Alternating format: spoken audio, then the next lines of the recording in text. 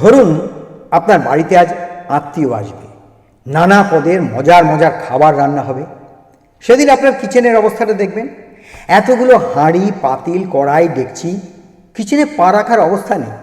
রান্নার সময় এখানে একটু তেল পড়েছে, বাড়াবাড়ির সময় ওখানে একটু ঝোল পড়েছে, হাঁড়ির তলাটা কালো হয়েছে, মশলার দাগ দেখা যায় কোথাও কোথাও, হয়তো হাতে একটু তেল ছিটকে এসে লেগেছে। কেমন অবিন্যস্ত, এলোমেলো, অনাকর্ষণীয় সব কিছু।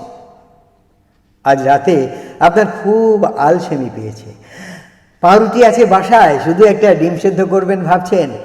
সেদিন দেখবেন খাওয়া দাওয়ার পরেও কিচেনটা এত সুন্দর, এত সাজানো, মন চাইবে আজ রাতে কিচেনেই ঘুমিয়ে পড়ি। স্কুল জীবনের কথা মনে করুন, গণিত বইটি এত বেশি ব্যবহৃত হয়ে এমন ম্যাড়ম্যাড়ে হয়েছে যে 2-4টে পৃষ্ঠা হারিয়ে যাওয়ার জোগাড় 6 মাস না পেরুতেই। অন্যদিকে কৃষি শিক্ষা বইটি ঝাঁ তকতকে বছর শেষও।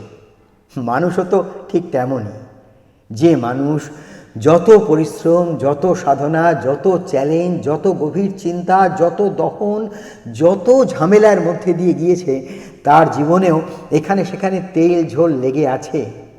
তত বেশি ক্ষয়ে গেছে সে, তত বেশি ক্লান্তির ছাপ তার মুখাবয়বে, ততটা অবিন্যস্ত, এলোমেলো সে। যার জীবন অতটা চর্চিত হয়নি, বিকশিত হয়নি, চ্যালেঞ্জের মুখোমুখি হয়নি, সে যেন শুধু ডিম সেদ্ধ করা রান্নাঘর, সে যেন স্কুল জীবনের কৃষি শিক্ষা বই। আপনার জীবনের তেল ঝোলকে ঘৃণা করবেন না। ওই ছেঁড়া পৃষ্ঠা প্রমাণ করে আপনি একটি পূর্ণাঙ্গ জীবন বয়ে বেড়াচ্ছেন। জীবনের ওজন কি কম বলুন তো? সোশ্যাল মিডিয়া সূত্রে এই লেখাটি পেয়েছিলাম, কার লেখা জানা নেই।